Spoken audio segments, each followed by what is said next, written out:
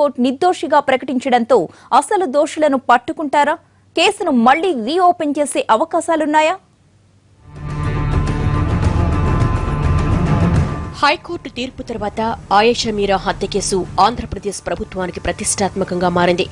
Case విచారణ నుంచి సత్యంబాబుని ఇరికించడం వరకు పోలీసుల తీరును తప్పుబడుతూ కోర్టు ఘాటు వ్యాఖ్యలు చేయడంతో ఆయేషా మీరా కేసులో ఎలా ముందుకెళ్లాలన్న దానిపై ఉన్నత స్థాయిలో చర్చ జరుగుతోంది.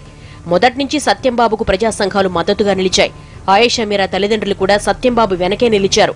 తాజాగా కోర్టు తీర్పుతో పోలీసులు కేసును మరోసారి అధ్యయనం చేయాల్సిన పరిస్థితి. తాము పారదర్శకంగానే వ్యవహరించామని చెబుతున్న పోలీసులు ఇప్పటికీ సత్యంబాబే నిందితుడని చెబుతున్నారు. ఈ విషయంలో ఎలా ముందడుగు వెయ్యాలన్న దానిపై న్యాయ నిపుణులతో చర్చలు జరుగుతున్నాయి. న్యాయపరంగా అన్ని అంశాలు పరిశీలించి కేసును పునర్విచారించే ఆలోచనలో ఉంది ఏపీ పోలీస్ శాఖ. బేసికలీ ఆప్షన్స్ ఉన్నాయండి.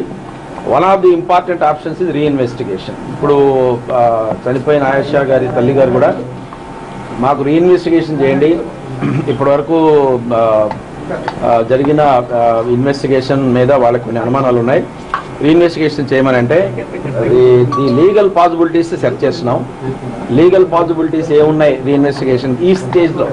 ఇప్పుడు ఎందుకంటే కేసు ఒకటి అండర్ ఇన్వెస్టిగేషన్లో ఉన్నప్పుడు ఎవరైనా కంప్లైంట్ చేస్తే ఏం చేస్తామంటే వెంటనే వేరే ఐఓకో లేకపోతే వేరే సిఐడికో ఇవ్వడం జరుగుతుంది. కానీ ఇప్పుడు అలా కాదు. కేసు ట్రయల్ అయింది, ట్రయల్ తర్వాత అప్పీల్ కూడా అయింది. కాబట్టి ఈ స్టేజ్లో రీఇన్వెస్టిగేషన్ పాసిబిలిటీ ఏమిటని ఆలోచిస్తే కొన్ని లీగల్ ప్రొవిజన్స్ దొరికినాయి. అందుకని బహుశా we may go for reinvestigation of the case. సత్యంబాబే నిందితుడు అంటూ మళ్లీ కోర్టులో అప్పీలుకు వెళ్లడమా, అసలు దోషులను గుర్తించి బోన్లో ఎక్కించడమా? ఏపీ పోలీసుల ముందున్న అతిపెద్ద సవాలిదే. హైకోర్టు తీర్పు సత్యంబాబుకు అనుకూలంగా రావడం, ఆయేషా తల్లిదండ్రులు కూడా సత్యంబాబు దోషి కాదని చెప్పడంతో సత్యంబాబుకు వ్యతిరేకంగా పైకోర్టుకు వెళ్లడం వల్ల ఉపయోగం లేదు అన్నది ప్రభుత్వ అభిప్రాయమని అధికార వర్గాలు చెబుతున్నాయి. ఆయేషా కుటుంబానికి, సత్యంబాబు కుటుంబానికి న్యాయం చేస్తూ అసలు దోషులను పట్టుకునే దిశగా చర్యలు తీసుకోకపోతే మరోసారి ఏపీ పోలీసులు విమర్శలు ఎదుర్కోవాల్సి వస్తుంది.